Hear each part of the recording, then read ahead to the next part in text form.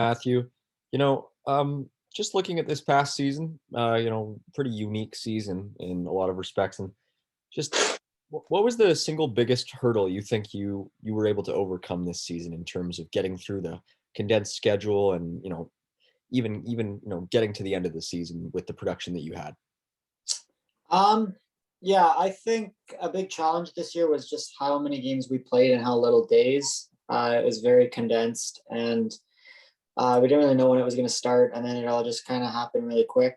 And like road trips, we were playing so often, so that was a challenge for sure. And you had to really be conscious of how you're managing your energy, kind of on off days and practices and stuff like that. So I think personally, to be able to play in every game is a good thing.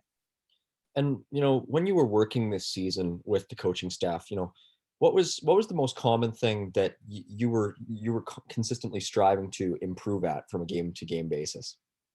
Personally or team Yeah. level? Personally, for me, I think just continue to create time and space and find different areas of the ice to kind of make offense happen in many different ways, and find a way to impact games every single night, and just kind of be a difference maker.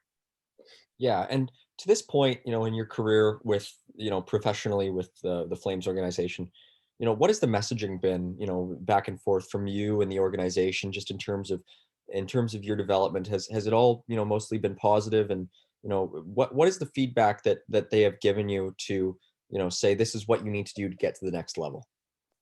Yeah, I think it's been mainly positive. Just continue to improve. I think that's the goal for guys once they transition from junior college into pro, is to continue to improve and use the skills and assets that got you to that point, and round out everything else, and just continue to use your game and be successful at a pro level. So that's kind of been the message to me, and I think I found ways to get better in my first 3 years, and continue to improve. And my final one, just to start off here, entering this season, looking at the 30 games, setting whatever expectations you had for yourself with the Heat, do you think you met your own expectations this season? Um, I think generally, yeah, I think I was pretty happy with kind of my overall play, and just I felt good in pretty much every game, and felt like I was making good plays, and making things happen. So I try not to get too focused in on any certain number or anything like that. But I think overall, I think the stuff that I worked on in the off season, I felt good about going into this year, and it feels nice kind of when that hard work sort of pays off. All right, thank you. Yeah. Go ahead, Paige. Hi, Matthew. We had talked to Brad and Kale earlier today, and they were mentioning how isolated you guys were from each other off the ice. How was that when you guys are either trying to celebrate wins or reflect on losses? How was that different this year? Yeah, I think that's something that you don't really see from the outside, is how that can impact us as players, because we're so used to having that bond together, and being able to hang out away from the rink a lot, and yeah, just having more of a connection with every guy, and getting to know guys a lot better, like new players. So that was definitely a challenge. It kind of took away a little bit from the overall team dynamic, which I'm sure every team would say, but I was just one of the many things that was very different this season, but I think we still did a pretty good job of working through it. hmm And with this being your third year with this third full year per se with this team, were you starting to see some new characteristics in some of your teammates that you hadn't seen in previous seasons? Yeah, for sure. I mean, that's what happens in the American League, is you see guys develop and progress and get more comfortable, and show new things that they can do. So I think definitely saw improvements from guys from past years to this year, and from new players this season that got better as the year went on. So that's what you're looking for out of every player, and I know the coaches really love to see that, and that's one of their main focuses, is developing us. So it was good. And then just last one from me. If it would have worked out this year that you guys would have been able to have fans either at home or away, do you feel like that would have had an impact on either your game or your opponent's game? Um, Yeah, to be honest, I mean that's what makes the game so fun a lot of the times is the atmosphere and having the crowd into it. And I think every hockey player would say they'd rather have a full building than a bunch of tarps laid out on the seats. But I mean, it is what it is, and that's just we're still pretty lucky to get to play this year.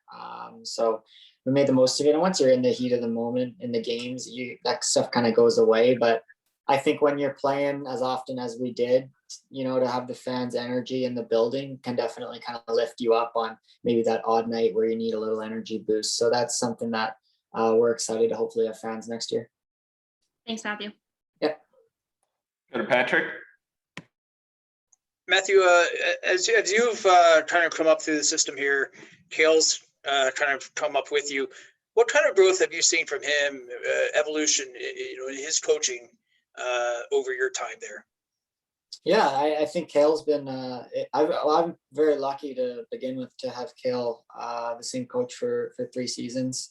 Well, not just Kale, all 3 coaches that we've had have been the same. So that's something you don't really often see at this level. So that's been great. And Kale is a very good communicator, and he's great for young guys coming into the league to make you feel comfortable and work together to understand ways to improve and things to work on. So he's been awesome to me, and I think he's grown like everyone else has throughout 3 years, and I think he's just kind of molded into his comfort level as a head coach, and I think he's done a great job. And it definitely can't be easy. I can't imagine how hard it is with having a new lineup every single day. It seems like so.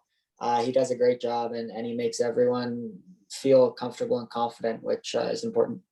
And for you, obviously you've put up good numbers. You've done everything really that you're supposed to do. What do you think it's going to take to get you over that hump in the NHL to stay once and for all? I mean, I just need to keep doing what I'm doing. I mean, reflecting on this season and prior, just continue to improve, and I think I've found different ways every year to show that I can create offense and impact the games, and I think this year I took another step in that. So I mean, I can only focus on what I can control, and that's just to kind of continue to work hard and get better. So that's all I'm gonna try to do. And then what's your plan for the summer in terms of areas that you really want to key in on so that you come into camp? Yeah, I think my skating is definitely, you can never work too much on your skating. And I think I did a nice job this past summer to improve on that. And that's something I'm really going to hone in on, because obviously that's probably the number one priority at the NHL, has been able to not only keep up, but separate and kind of stand out in that sense. And then aside from that, I always want to keep working on my shot. I think that's something that I can keep improving on. But I mean, there you got to be good in a lot of different areas, but I'd say skating would probably be the one thing I'll keep working on. Great, thank you. Thank you. Go ahead, Mike. Yeah, last couple for me. So looking at where you are professionally this summer will be a bit of an inflection point, I think, because your contract is up. There's some uncertainty with all the expansion stuff. There's going to be, the organization's in a strange spot, and the whole league is. But what is your appetite at this point to keep moving forward with this team and continue developing to the point where you're in this organization and moving up forward? What is driving you to remain with this organization going forward? Yeah, I mean, I've been very lucky to get drafted here, and it's been my hometown team, and that's been my focus ever since, that is to find a way to make it to the NHL, and that's what I keep working towards. So yeah, I mean, it'll be a bit of a different off season now that don't have a contract at the moment, but put that aside and let that kind of sort itself out. But that's been my goal since I've been picked here, is to make the team and help the Flames win games. So that's what I'm going to keep working towards. All right. And yeah, I think that's all I got. Okay, thanks. Paige, go ahead. Yeah, I just had one more.